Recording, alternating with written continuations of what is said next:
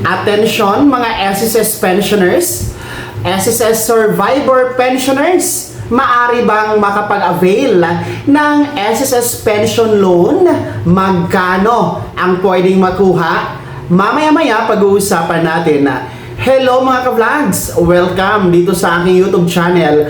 Magandang araw po ng mga manonood. Saan po kayong dako sa mundo? Kumusta mga ka-vlogs? Well, eto po no, makinig dahil atin pong bigyang kasagutan ang isang katanungan mula sa ating taga-subaybay dito sa ating channel. Since Sunday ngayon, ang atin pong gagawing videos ay sasagot tayo sa mga katanungan nyo nang sa ganun ay ma-address din po ang concern ninyo. At sa episode na ito, ang nais ko pong bibigyan ng kasagutan yung tanong ni Ma'am Marie kung saan tinatanong niya kung maaari bang mag-avail ng SSS pension loan ang mga survivor pensioners. Well, Ma'am Marie, at sa lahat ng mga survivor pensioners, ito po yung kagandahan, no? Dahil ang survivor pensioners, maaari na pong mag-avail ng SSS pension loan under the expanded SSS pension loan program ni SSS. Para po maniwala kayo na talagang makapag-loan ang ating mga survivor pensioners, narito, panoorin niyo po ang anunsyo mismo ni Mr. Velia Corta mula po sa SSS. At ngayon din po, yung survivor pensioners ay maaari na ring umutang sa SSS sa pamamagitan ng aming pension loan program. Sa kanilang hanay naman po ay hanggang 150,000 pesos po ang pwede nilang utangin under the pension loan program. Gaano katagal po babayaran? Depende po yun sa edad at sa amortization schedule na pipiliin po ng pensioner, Ma'am Doris. Ang style po namin diyan ay yung pambayad po ay kukunin din namin sa buwan ng pensyon ng miyembro at magtitira po kami ng kalahati para kada buwan mayroon pa rin pong papasok na cash flow sa miyembro at yung kalahati po ay nababayaran ang kanyang pension loan outstanding. Ayan po no, Ma'am Marie, sa nagtanong at sa lahat ng mga survivor pensioners, kayo po ay kasama na sa pwedeng mag-avail ng SSS pension loan. Dati kasi, ang tangi pong pwedeng mag-avail ng pension loan ay mga retiree pensioners lamang. Hindi kasali ang mga survivor. Pero last year, no, I think Setyembre, no, ay inilunsad ang expanded pension loan program ni SSS para isama na po kayo mga survivor pensioners. Bakit nga ba kayo sinama na? Dahil nakikita po ni SSS na marami sa ating mga survivor pensioners ang kumakapit doon sa mga loan sharks na ang tataas po ng interest.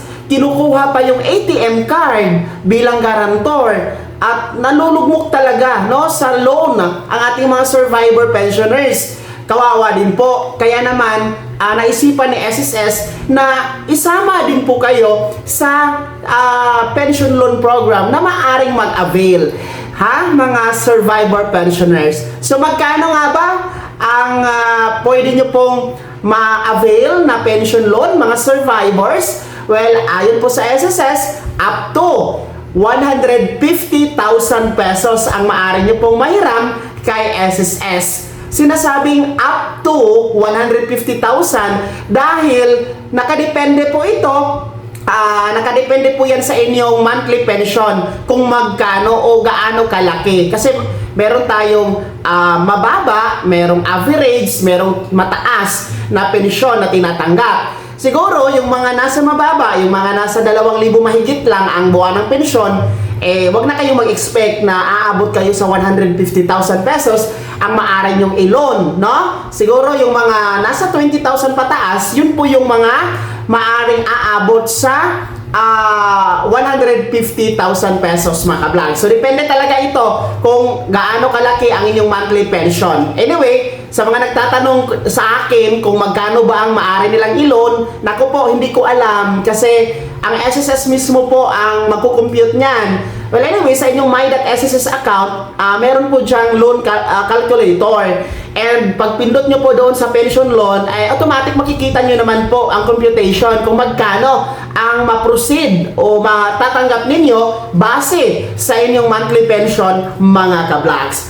Ang kagandahan sa ating pension loan program, mga survivors, nasa 10% interest lang per annum base o base po sa diminishing principal amount at hindi na kailangang i-surrender o i-garantor ang inyong ATM card. So, maganda ito. Mabilis lang po ang proseso. 3 to 7 working days, approve agad, madideposit agad sa inyong bank account, mga ka-vlogs. Okay? So, you can apply through online gamit ang inyong my.sss account. Wag na kayong pumunta sa SSS branch, wag na kayong mag-walk-in para mag-apply lang ng pension loan. Online na po tayo ngayon, no?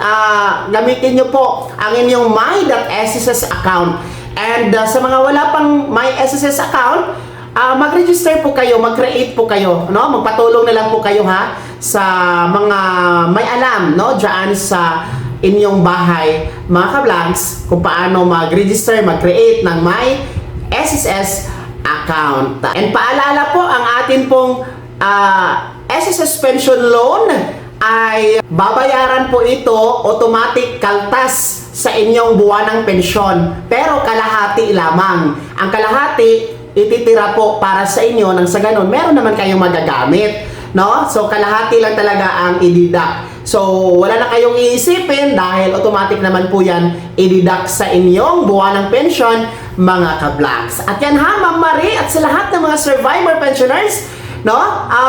Dito na kayo sa SSS mag-pension loan, no? Mababang interest, protektado ang pensyon, walang garantor na ATM, mabilis na ma-approve at safe pa po ang ating pensyon. Kaya naman, sino sa inyo dito ang mga nag-avail na ng pension loan para sa ating mga survivor pensioners, no? Meron na ba? Pakibahagi po sa comment section na nasa baba, pakilakip ng buong pangalan at kung taga saan kayo. Kung bago ka pa lang sa aking channel o di kaya di ka pa nakasubscribe, i-click nyo muna ang subscribe button na nasa baba. Huwag kalimutan na pindutin ang notification bell, ilagay sa all para una ka sa mga balitang i-upload ko. Maraming salamat po. God bless. Mag-ingat po, mga ka-vlogs.